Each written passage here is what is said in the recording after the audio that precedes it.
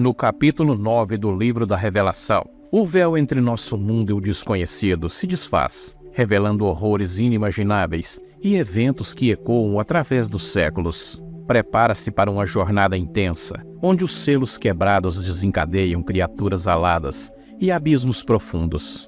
No epicentro dessa narrativa apocalíptica, o 9º capítulo se destaca como um portal para o desconhecido, um portal para o inimaginável. Neste capítulo, encontramos João, o apóstolo, revelando uma visão profética impressionante. A história começa com a cobertura do 5º selo, desencadeando uma série de eventos extraordinários que moldam o destino final da humanidade.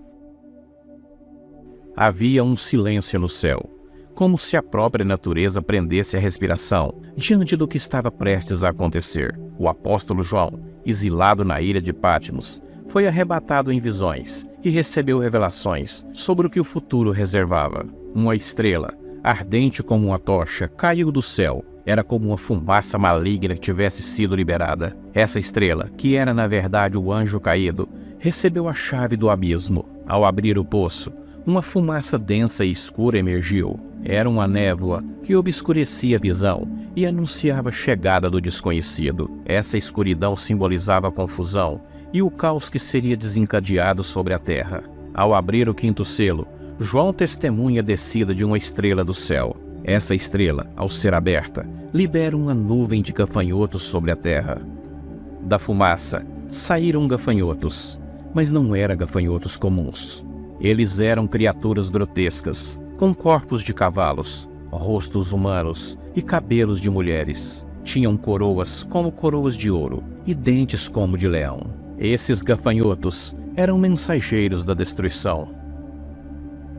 E da fumaça vieram gafanhotos sobre a terra, e foi-lhes dado poder, como o poder que tem os escorpiões da terra. Apocalipse 9, verso 3. E naqueles dias, os homens buscarão a morte, e não a acharão, e desejará morrer, e a morte fugirá deles. Apocalipse 9, verso 6. Estas criaturas, conhecidas como os filhos da escuridão, avançarão sobre a terra com uma missão impiedosa. O solo estremeceu sobre o peso de suas asas negras, e uma escuridão sufocante envolveu tudo o que a tocavam. Esses gafanhotos foram autorizados a atormentar aqueles que não tinham o selo de Deus em suas testas, e por 5 meses eles trouxeram dor, sofrimento, mas não podiam matar. As pessoas desejavam a morte, mas a morte fugia delas. Os gafanhotos nessa visão são frequentemente interpretados como símbolos de juízo e aflição. Sua descrição detalhada inclui corpos semelhantes a cavalos, rostos humanos, cabelos de mulheres e dentes de leões. Cada característica tem seu próprio significado simbólico, representando diferentes aspectos do juízo divino. Eles são autorizados a atormentar aqueles que não têm o selo de Deus em suas testas, mas são proibidos de causar dano à vegetação. Isso ressalta a ideia de um juízo seletivo, destinado àqueles que se afastaram dos caminhos divinos. A angústia causada pelos gafanhotos é limitada a 5 meses, simbolizando um período específico de aflição. Esse tempo também é interpretado de diversas maneiras, mas muitas interpretações concordam que representa um período finito e determinado. As Escrituras diz que o rei sobre esses gafanhotos era Abadom, ou Apolion em grego, cujo nome significa destruição. Ele liderava uma horda imparável, trazendo consigo a ruína e a desolação. Seu domínio era um pesadelo, e seu exército avançava como uma tempestade. Mesmo diante dessas pragas, o chamado ao arrependimento ainda ressoava. Aqueles que ouviram a mensagem de João e reconheceram a verdade, buscarão refúgio nos braços do Senhor. Enquanto a escuridão aumentava, a luz da fé brilhava mais intensamente. Apesar da tribulação, o propósito final desses eventos é chamar a humanidade ao arrependimento. O juízo divino é uma oportunidade para as pessoas voltarem ao Senhor e buscarem a redenção. O segundo ai. Ao som da 6ª trombeta, uma voz dos 4 cantos do altar de ouro anunciou o segundo ai. Era um alerta solene para a humanidade, uma advertência da justiça divina que estava por vir sobre a terra. O 9º capítulo do Apocalipse nos representa uma visão complexa, repleta de simbolismos e significados profundos. Essa narrativa não é apenas uma descrição de eventos futuros, mas também uma exortação à reflexão e à transformação espiritual.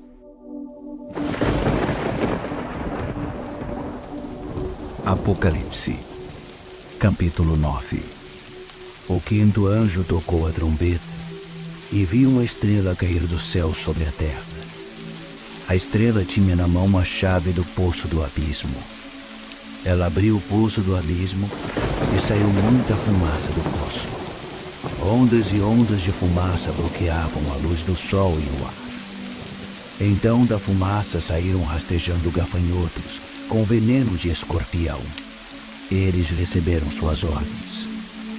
Não firam a erva, não firam nada verde, nem uma árvore sequer. Somente homens e mulheres, e mesmo assim, apenas os que não têm o sinal de Deus na testa. Eles receberam ordem para torturar, mas não para matar. Uma tortura de 5 meses com uma dor parecida com a picada de um escorpião. Quando isso acontecer, as pessoas vão preferir a morte à tortura e vão procurar maneiras de acabar com a própria vida, mas não vão encontrar. A morte vai se esconder delas. Os gafanhotos se pareciam com cavalos prontos para a guerra.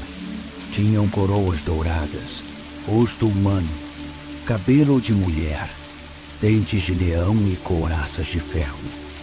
O barulho das asas era como o de carruagens puxadas por cavalos indo para a batalha. A cauda era equipada com um ferrão, como vemos nos escorpiões. Com a cauda, eles torturaram a raça humana por 5 meses.